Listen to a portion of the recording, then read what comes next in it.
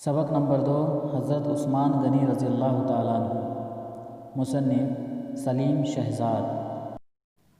ایک مرتبہ اپنے ایک ملازم سے کہا کہ میں نے تجھ پر جو زیادتی کی ہے مجھ سے اس کا بدلہ لے لے، اور ضد کر کے انہوں نے ملازم سے اپنے کان پکڑوائے۔ جب اس نے نرمی سے ان کے کان پکڑے تو کہا، بھائی خوب زور سے پکڑ، کیونکہ دنیا کا بدلہ آخرت کے بدلے سے آسان ہے۔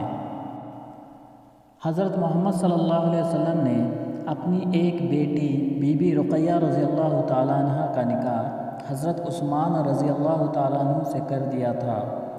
مکے میں جب مسلمانوں پر بہت ظلم ہونے لگا تو وہاں کے کچھ مسلمان حضرت صلی اللہ علیہ وسلم کی اجازت سے ملک کے حبش جا کر آباد ہو گئے۔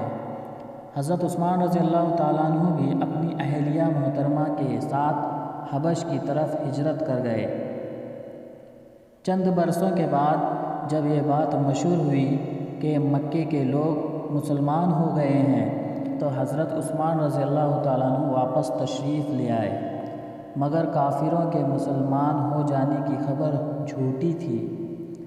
ان کے ظلم و ستم مسلمانوں پر برابر جاری تھے۔ حضرت عثمان رضی اللہ تعالیٰ عنہ اب رسول اکرم صلی اللہ علیہ وسلم کے ساتھ مکے ہی میں رہے۔ اس کے بعد موقع آیا تو انہوں نے اپنے خاندان کے ساتھ مدینہ ہجرت کی۔ ایک بیماری میں جب بی بی رقیہ رضی اللہ تعالیٰ عنہ کا انتقال ہو گیا تو حضرت صلی اللہ علیہ وسلم نے اپنی دوسری بیٹی بی بی ام کلثوم کو حضرت عثمان رضی اللہ تعالیٰ عنہ کے نکاح میں دے دیا۔